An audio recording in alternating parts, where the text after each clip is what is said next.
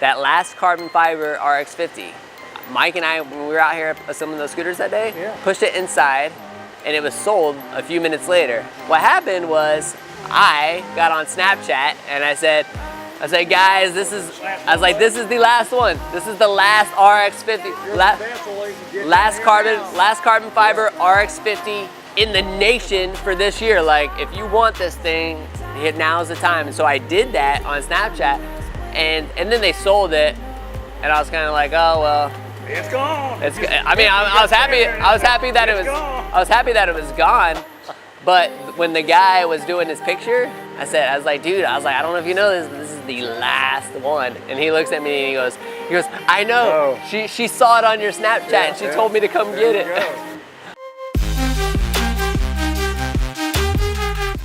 That the carpet's clean. So we put everything that was on the carpet on this floor. So they could come in last night and they cleaned it all. And you're gonna have to tighten these babies up if you want to fit them all in. So, anybody need anything before? Because this is probably going to be the last attempt to get it. There won't be anything there. Can I get an amen? Amen. Anybody live here? Okay. All right, let's rock and roll.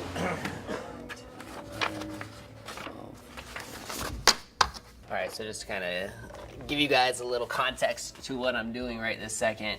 Because of the hurricane, one of the services that we've actually offered as a service to our customers is, did I say one of the services that we offered? As a service. One of the services we offer to our customers is hurricane storage. This is something that we just kind of randomly did last year. And I think we had 2 bad storms kind of come through last year. It wasn't like too bad, but bad enough to where people wanted to keep their scooters indoors. So we did it twice last year and we're doing it again this year. What I've done is I stayed up really late last night, put together a newsletter and sent a newsletter to all of our customers. I think newsletters are the best way to get information to your current customers. And that's exactly what I've done. So we just sold 311 scooters last month. The last thing any of those customers want is for their new scooter to get damaged in a bad storm. So I sent out a newsletter that gave a bunch of information just in terms of how to properly prepare your scooter if you don't want to store it, whether that's keeping it inside of a garage or finding one of the parking garages, keeping it out of the rain. The impact of the rain can penetrate the seals that protect the gas tanks, and you will find water inside of your gas tank and these sort of things. So that's why we offer it as a service. So we charge $50, dropping off anytime this week. So it's currently Wednesday. The storm is expected to hit maybe late this weekend or early next week. So we're letting people drop off anytime this week, and then they can pick up their scooter after the storm. That letter was scheduled to go out at 9 o'clock this morning. It's currently 10:43 a.m. and I've already received 13 payments. That's fairly decent money in a very short period of time. And I expect that we will get a bunch of scooters in here for hurricane storage. And so that's what I'm doing now. I'm trying to keep this off my sales team's plate as much as possible. I don't know what they're doing right now, but it seems like with the phones ringing, they've been relatively busy as well. So I'm just trying to process these payments, get them in, and we'll get them into our point of sale system. And then as people drop off, we'll get them stored away. So that's what I'm working on. All right, so here's the process. If somebody comes and they say, I'm dropping off my scooter for hurricane storage, you ask them, have you already prepaid? If so, you look it up inside of Lightspeed, update the invoice with this tag number. Okay? Are you listening? Yeah. So update the invoice with this tag number that you grab. Okay? Like, these are just copies of the invoices. These ones right here, we don't really need these, do we?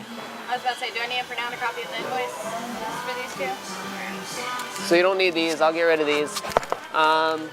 These ones right here are the ones that people paid, but I don't have them as customers in Lightspeed.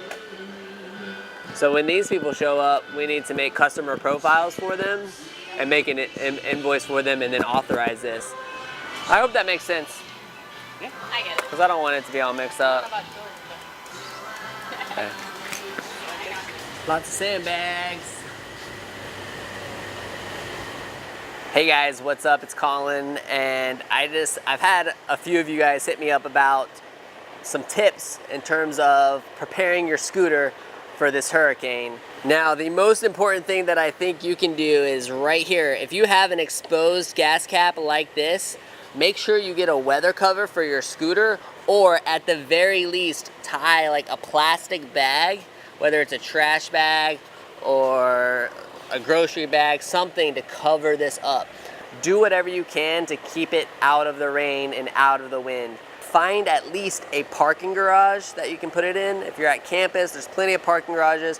Try to tuck it around one of the corners where the wind's not gonna be blowing through. I'm telling you, these winds can knock over a scooter. Don't think that they can't. I've seen it firsthand. Scooters are weather resistant, but they are not hurricane resistant. So make preparations now, please, please. And make preparations for yourself. Please.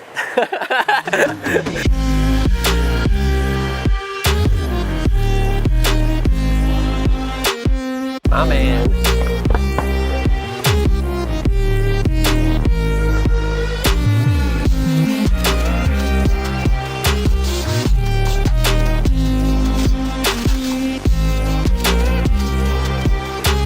Hey man, I love you, dude. Have you safe travel. Thank you, and I will be in contact with you. Thank you, cameraman. I'm good. So yeah. Bye. Yeah, so I mean, not a ton of action today in the shop. It started off as a very wet day, and then it's just been kind of not a beautiful day outside. And foreshadowing a storm that is ahead, I feel like, because it's been very cloudy and stuff outside. But it's good because the service team has just been busting out service all day. Just another day of just business, man. Just gonna continue to prepare for the storm. Some things that we're not gonna record because Austin's editing the next couple of days. We're gonna get the scooter off of the sign. I just don't want to take any risks of. I mean, what do you think the winds are actually gonna reach here, Mike? You have any idea? This far inland? I would still say we'll get 50? I would say Higher? maybe more than that, yeah. Yeah. Let's just say that I don't want a Vespa scooter way up in the sky getting blown by 70-mile-an-hour winds from the side, falling all those feet down to the ground. I mean, this thing's been engineered to like sustain some wind, but I'm just gonna take that extra precaution and go ahead and get it pulled down. So we're gonna do that tomorrow. I want to do some other things, just like the other sign that's out there. We have the signs that slide in, the light up signs. Like, we're gonna strap those, you know, we're just gonna buckle things down just in case. So everything that we're doing right now is just hurricane prep. The Gator game got changed from a 7:30 p.m. game on Saturday to noon. That's totally gonna affect business. These are things that are beyond our control. I can tell you, anytime we have a night home game, the dealership does really well because all those people have plenty of time to shop before we close at 4 p.m. And now with the game being at noon, I don't know what's going to happen. We might just close because nobody's going to be shopping for scooters when there's a 12 p.m. Gator football game happening. It's just the reality of the college world we live in here in Gainesville. So that's it. Say bye, Jordan. Bye, Jordan. Say bye, Allison. Bye, Allison. Say bye, Michael. Bye, Michael.